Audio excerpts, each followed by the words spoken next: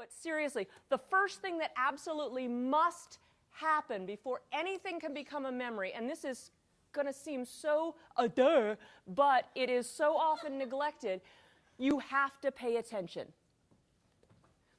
Before anything can become a memory, you have to attend to it. Many of us, myself included, we do not notice whether our kids are paying attention before we start giving them information. So if that's number one, right? Got to get them to pay attention. If they don't pay attention, that memory is going to be lost forever. Okay? Once they're paying attention, it moves from the immediate memory into working memory. Right now, what I'm saying and what you're experiencing right now, it's all in working memory. And when it's in working memory, you have to do something to consolidate it with the stuff that's in long-term storage.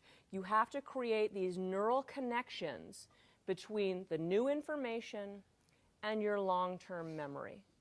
If those connections, if that consolidation doesn't happen, the memory will be lost. Once it's in long-term memory, okay, it's sort of just kind of sitting there, sort of hanging out, like in the deep freezer down in your basement, if you have one or if your parents have one. And you have to be able to access it. You have to be able to retrieve it and pull it out of long-term memory and back into working memory. If your kids don't get enough practice doing this, it may become inaccessible.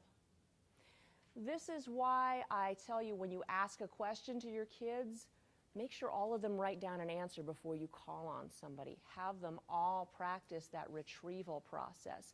We tend to call on as soon as you call on a kid, whether that kid has a hand up or not, every other kid in the class stops practicing the retrieval.